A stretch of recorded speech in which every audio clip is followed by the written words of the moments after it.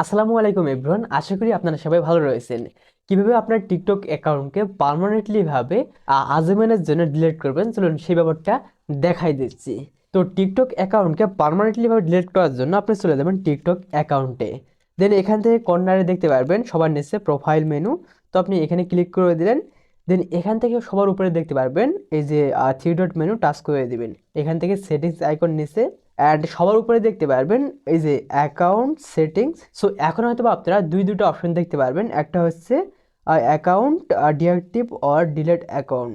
আবার এখান থেকে সেম ভাবে দুটো অ্যাকাউন্ট দেখতে পারবেন, দুটো অপশন দেখতে পারবেন। অ্যাকাউন্ট কেন বলতেছি, অল রাইট, একটা হচ্ছে ডিঅ্যাক্টিভ অ্যাকাউন্ট আর একটা হচ্ছে ডিলেট অ্যাকাউন্ট পার্মানেন্টলি।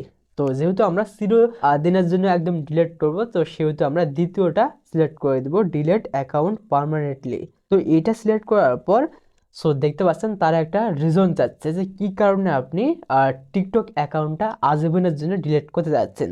তো ফার্স্টে আপনি যে কোনো একটা রিজন দিতে পারেন, আমি দিয়ে দিলাম, দেখেন সবার উপরে ওইটা, আই অ্যাম লিভিং টেম্পোরারি।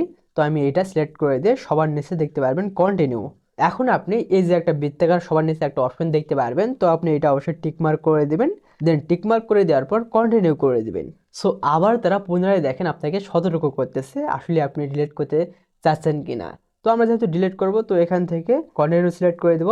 এখন আপনার সেই জিমেইল অ্যাকাউন্টটা সিলেক্ট করার প্রয়োজন পড়বে, যে জিমেইল অ্যাকাউন্টের মাধ্যমে আপনি টিকটক অ্যাকাউন্ট খুলছেন, তো সেই অ্যাকাউন্টটা সিলেক্ট করে দিবেন। অলরাইট, আমি সিলেক্ট করে দিলাম।